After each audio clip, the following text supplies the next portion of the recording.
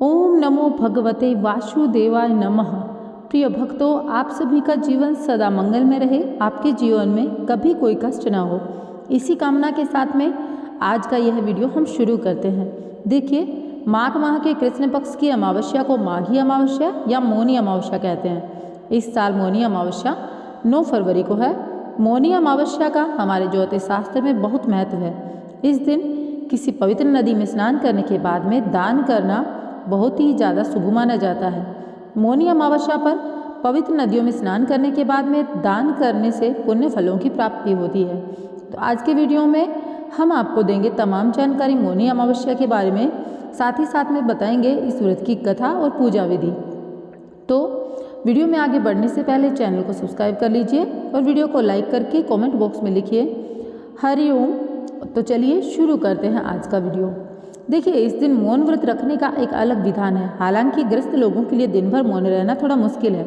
ऐसे में गृहस्थ लोग पूजा पाठ करने के बाद में अपना मौन व्रत खोल सकते हैं। इसके अलावा इसके बाद में शास्त्रों में मौनी अमावस्या के लिए कुछ ऐसे कार्य बताए गए हैं जिन्हें करने से बचना चाहिए। तो इस दिन क्या करना है, क्या नहीं करना है, वो मैं आपको बताती हूँ। इस दिन सुबह जल्दी उठकर आप गंगा स्नान करें। गंगा स्नान किस तरीके से करना है, आप किसी नदी में स्नान नहीं कर सकते तो आप अपने नहाने के जल में थोड़ा सा गंगा जल मिला लें, फिर उसके बाद में स्नान करें। स्नान करने के बाद में सूर्य देवता को अर्घ्य दें। ध्यान रहे, स्नान करने से पहले कुछ बोले नहीं। मौनी अमावस्या के दिन ज़्यादा से ज़्यादा ध्यान, प्रार्थना व अन्य धार्मिक कार्य करें। इस दिन दान अवश्य करें, ज़रूरतमंद लोगों की मदद करें। निस्वार्थ कार्य करना इस दिन शुभ फलदायी होता है। मौनी अमावस्या के दिन पवित्र नदियों में डुबकी लगाने से शरीर और आत्मा दोनों शुद्ध होते हैं। इस दिन उपवास करें, एक समय भोजन कर सकते हैं अगर आप असमर्थ हैं तो, और ऐसा करना बहुत ज़्यादा शुभ फल देता है। इस दिन आपको क्या नहीं करना है, तो देखिए, इस दिन आपको मांस, मदिरा और तामसिक भोजन का सेवन नहीं करना है। प्याज लहसुन नहीं खाना है, केवल शुद्ध शाकाहारी भोजन करें।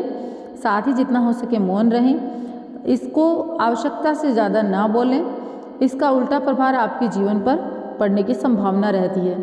इस दिन दोपहर में कभी ना सोएं। अपने दिमाग में कभी भी नकारात्मक विचारों को ना लाएं, और नकारात्मक विचार से मतलब है कि आप कभी भी किसी दूसरे के अहित के बारे में ना सोचें, चाहे सामने वाला आपके बारे में कितना ही गलत क्यों ना सोचता हो। हिंदू धर्म में मौनी अमावस्या बहुत विशेष महत्व रखती है। तो मैंने आप लोगों को इस दिन के बारे में कुछ विशेष जानकारी दी है। इसके साथ ही बताऊंगी कि धार्मिक मान्यता है कि माघ अमावस्या के दिन जो गंगा स्नान करता है उसे पितरों का आशीर्वाद प्राप्त होता है, और भौतिक सुखों की प्राप्ति होने के साथ साथ मृत्यु के बाद में मोक्ष की प्राप्ति होती है। कहा जाता है कि मौनी अमावस्या के दिन व्रत रखने से शरीर में सकारात्मक ऊर्जा और आत्मविश्वास में वृद्धि होती है। वहीं जो ऐसा नहीं करता है तो उसको मृत्यु में बहुत ज़्यादा कष्ट होता है, और जो यह मौनी अमावस्या के सारे पुण्य कार्य करता है उसे मृत्यु वाले कष्टों से मुक्ति मिलती है। तो देखिए, अब मैं इसकी कथा बताती हूँ। प्राचीन काल में कांचीपुरी में देवस्वामी नामक ब्राह्मण रहता था, जिसकी पत्नी का नाम था धनवती। उनके 7 पुत्र और एक पुत्री थी, जिस पुत्री का नाम गुणवती था। ब्राह्मण ने 7 पुत्रों का विवाह करने के बाद बेटी के लिए वर को तलाश करने के लिए अपनी खोज शुरू की। उन्होंने अपने सबसे बड़े पुत्र को भेजा। उसी दौरान किसी ज्योतिष ने ब्राह्मण की पुत्री की जन्म कुंडली देखकर बताया कि कन्या सप्तपदी होते ही विधवा हो जाएगी। तब उस ब्राह्मण ने ज्योतिष से पुत्री के इस वैधव्य दोष का निवारण पूछा। तब ज्योतिषी ने बताया कि सिंगल द्वीप पर एक सोमा नाम की धोबिन रहती है। अगर वो कन्या की शादी से पहले घर आकर पूजन करें तो यह दोष दूर हो जाएगा। इसलिए जैसे तैसे उसको प्रसन्न करो और गुणवती के विवाह से पहले उसे यहाँ बुलाओ। ब्राह्मण ने अपने सबसे छोटे पुत्र के साथ गुणवती को सिंगल द्वीप भेजा, तथा देवस्वामी का पुत्र अपनी बहन को साथ लेकर सिंगल द्वीप जाने के लिए सागर तट पर चला गया। लेकिन सागर पार करने की चिंता में भाई बहन एक वृक्ष की छाया में बैठ गए। उस वृक्ष पर एक घोंसले में गिद्ध का परिवार रहता था। उस समय घोंसले में केवल गिद्ध के बच्चे थे, जो कि उस भाई बहन के साथ क्रियाकलापों को देख रहे थे। जब शाम में गिद्ध के बच्चों की माँ आई तो उन्होंने भोजन नहीं किया और अपनी माँ से कहा कि नीचे 2 प्राणी सुबह से भूखे प्यासे बैठे हैं, जब तक वे कुछ नहीं खाते तब तक हम भी नहीं खाएंगे। तब दया और ममता से वशीभूत होकर गिद्ध माता उन बहन भाई के पास आई और बोली, मैंने आपकी इच्छाओं को जान लिया। इस वन में जो भी फल फूल कंदमूल मिलेगा उसे मैं ले आती हूँ, आप दोनों भोजन कर लीजिए। मैं सुबह आप दोनों को सागर पार करा के सिंगल द्वीप की सीमा में पहुँचा दूंगी। गिद्ध माता की सहायता से दोनों भाई बहन सिंगल द्वीप जा पहुँचे और रोजाना वे प्रातः उठकर सोमा के घर का झाड़ पोछा और लीपना कर दिया करते थे। एक दिन सोमा ने अपनी बहू से पूछा कि हमारे घर कौन बुहारता है, कौन लीपता है, तुम तो सभी करती नहीं हो। सभी बहुओं ने कहा कि हमारे अलावा कौन बाहर से इस कार्य को करने आएगा। लेकिन सोमा को अपनी बहू की बातों पर विश्वास नहीं हुआ। सब कुछ अपनी आंखों से प्रत्यक्ष देखना चाहती थी। तो अगले दिन सुबह जल्दी उठ गई और उसने देखा कि दोनों बहन भाई उसका सारा कार्य करते हैं और यह सारे कार्य आंखों से प्रत्यक्ष देखकर जान गई। तब सोमा ने उस भाई बहन से बातचीत की और इस तरह से कार्य करने का कारण पूछा। तब गुणवती के भाई ने सोमा को बहन संबंधी सारी बातें बता दी। सोमा ने अपनी श्रम साधना और सेवा से प्रसन्न होकर सही समय पर उसके घर पहुंचने का वचन देकर कन्या के वैधव्य दूर करने का आश्वासन दिया। लेकिन गुणवती के भाई ने उसे अपने साथ चलने का आग्रह किया। आग्रह को स्वीकार करके सोमा ने उन दोनों के साथ चलना स्वीकार कर लिया और चलते समय सोना ने अपनी बहुओं से कहा कि अगर मेरी अनुपस्थिति में किसी की मृत्यु हो जाए तो उसके शरीर को नष्ट मत होने देना, मेरा इंतजार करना। फिर सोमा गुणवती और उसके भाई के साथ कांचीपुरी पहुंच गई। दूसरे दिन गुणवती के विवाह का कार्यक्रम तय हुआ और सप्तपदी होते ही गुणवती का पति मर गया। सोमा ने तुरंत अपने संचित पुण्यों का फल गुणवती को प्रदान किया, जिससे उसका पति जीवित हो उठा। तब सोमा उन्हें आशीर्वाद देकर अपने घर चली गई। उधर गुणवती को पुण्य फल देने से सोमा के पुत्र जामाता और पति की मृत्यु हो गई।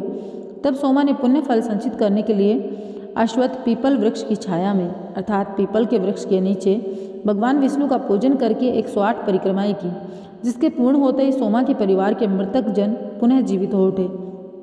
मौनी अमावस्या व्रत कथा का लक्ष्य यही है कि निष्काम भाव से सेवा का फल अवश्य मिलता है और हमेशा मधुर ही मिलता है।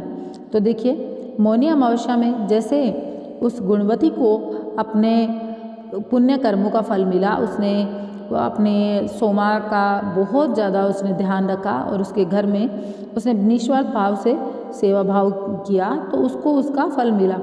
जैसे सोमा ने निस्वार्थ भाव से गुणवती की रक्षा की तो उसे भी अपने पति, अपने पुत्र और अपने जामाता की जीवन को वापस पा करके वह पुण्यफल प्राप्त हुआ। तो मौनी अमावस्या जो है, इस दिन अगर कोई भी दान पुण्य किया जाता है तो उसका फल अवश्य प्राप्त होता है। तो मैं आप लोगों से एक ही चीज़ कहूँगी कि मौनी अमावस्या आपकी बार 9 फरवरी को पड़ रही है। तो इस दिन अपने जीवन में आपने अगर कोई दान पुण्य किया है तो बहुत अच्छी बात है, लेकिन नहीं किया है तो इस दिन अवश्य करें। और इसी दिन देखिए, हिंदू धर्म में अमावस्या तिथि बहुत महत्वपूर्ण होती है और 15वीं तिथि अमावस्या तिथि कहलाती है और इस दिन सुख समृद्धि का आशीर्वाद देने के लिए हमारे पितृ देवता स्वयं आते हैं। तो ऐसे में अगर कुछ खास उपाय आप करते हैं तो आप लोगों को इसका बहुत ज़्यादा पुण्य फल प्राप्त होता है। अब मैं आपको मुहूर्त बता देती हूँ इसका। माघ माह की अमावस्या तिथि 9 फरवरी सुबह 8:02 पर हो रही है। साथ इसका समापन 10 फरवरी 4:28 पर होगा। ऐसे में मौनी अमावस्या 9 फरवरी शुक्रवार के दिन ही मनाई जाएगी। इस दिन आप लोगों को पहले बताया ब्रह्म मुहूर्त में स्नान कर लें और अगर ब्रह्म मुहूर्त में स्नान नहीं करें तो वैसे भी पूरे दिन इसमें गंगा स्नान का मुहूर्त रहता है। तो आप अगर घर में स्नान करते हैं तो ब्रह्म मुहूर्त में करें, गंगा स्नान करते हैं तो आप दिन में कर सकते हैं। और ऐसा माना जाता है कि इस दिन देवता भी आपको आशीर्वाद देने के लिए धरती पर आते हैं और ऐसे में अगर आप गंगा जल से स्नान करते हैं तो आपको आरोग्य की प्राप्ति होती है। अगर गंगा जल स्नान करने के साथ में मतलब अपने स्नान करने के पानी में गंगा जल मिला सकते हैं तो बहुत अच्छी बात है। नहीं मिला सकते तो कोई बात नहीं, आप किसी भी पवित्र नदी का जल मिला सकते हैं। माघ अमावस्या पर मौन साधना करने के कारण इसे मौनी अमावस्या कहा जाता है। ऐसे व्यक्ति को इस दिन मौन व्रत भी धारण करना चाहिए। अगर आप पूरे दिन व्रत नहीं कर सकते तो आप व्रत कथा करने तक व्रत करें, पूजा अर्चना करने तक व्रत करें और इस दिन पूजा अर्चना करें। अपनी क्षमता के अनुसार जरूरतमंदों को दान दक्षिणा में आप गुड़, तिल, घी, धन या फिर गर्म कपड़े आदि बांट सकते हैं। आप इस दिन अगर ऐसा करते हैं तो आपको अपने पितरों का आशीर्वाद प्राप्त होता है। इस तिथि पर आप जल में काले तिल और लाल फूल डालकर पितरों को याद करते हैं और सूर्य देव को जल समर्पित अगर करते हैं तो आपको पितरों का आशीर्वाद बहुत ज़्यादा प्राप्त होता है।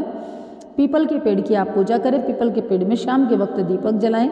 साथ ही अमावस्या के दिन 108 बार तुलसी की परिक्रमा करने का भी विधान है। तो प्रिय भक्तों, आप लोगों को मैंने मौनी अमावस्या से जुड़ी हुई तमाम जानकारी दी। अगर थोड़ा सा भी वीडियो पसंद आया हो तो वीडियो को लाइक कीजिएगा। चैनल पर पहली बार आए हैं तो चैनल को सब्सक्राइब कीजिएगा और अपने सगे संबंधियों के साथ में वीडियो को शेयर अवश्य कीजिएगा और अपने सनातन धर्म का प्रचार प्रसार करने में कोई भी कसर न छोड़िएगा। आप लोगों से यही निवेदन करना चाहूँगी। कमेंट बॉक्स में लिख दीजिए हरि ओम, या फिर लिख सकते हैं ओम नमो भगवते वासुदेवाय नमः। भगवान श्री हरि आपके जीवन मंगलमय रखे।